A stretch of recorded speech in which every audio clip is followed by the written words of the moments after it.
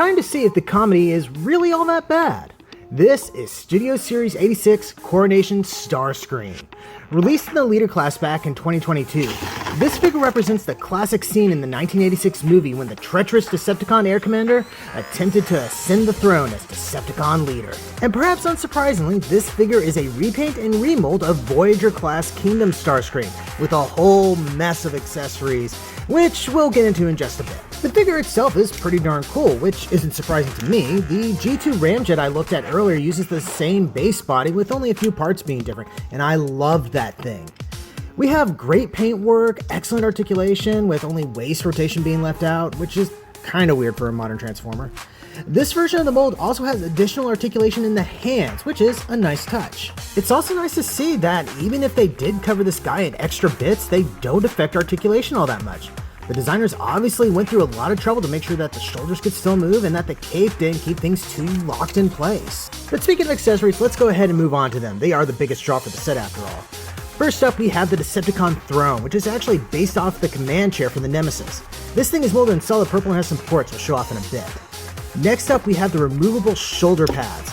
These come with their own version of the iconic null ray cannons, as well as special articulated attachment points allowing for better posing. This is what I'm talking about when I say attention to detail. Here we have the crown. Molded in blue plastic, this thing is literally covered in gold and red paint, giving it a very nice metallic look. It fits snugly on Starscream's head, as well as any other similar designed Seeker. And lastly, we have his cape. This is all molded in lavender plastic and features a hinge in it to allow you to have it go flying off to one side, similar to the one seen on the Masterpiece version of Starscream. All of these parts can be stored away into the back side of the throne, which I have to admit is a really nice touch.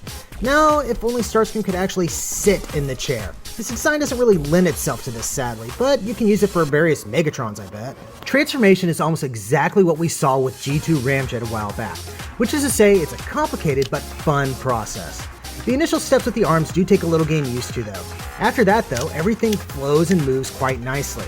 His legs make me think of some Combiner Wars characters we've seen in the past. Totally not a bad thing, mind you, though the position of the knee pads feels a little weird. Anyway, with a quick trip back to the throne to get his null rays, we are left with Starscream in his jet mode. Like the G1 figure, this is loosely based off the F-15 Eagle, and it looks pretty darn good, at least from above. Like the G1 version, things are a little messy in the undercarriage. Everything else is fantastic though. We got great details, and the paint scheme is almost perfect. Overall, this is an amazing set. Don't know if I'd be as jazzed by it if I had paid full price though. This guy was another Ollie's find for deep discount. But hey, check your stores and maybe you can get this guy for a steal too. I'd recommend checking him out.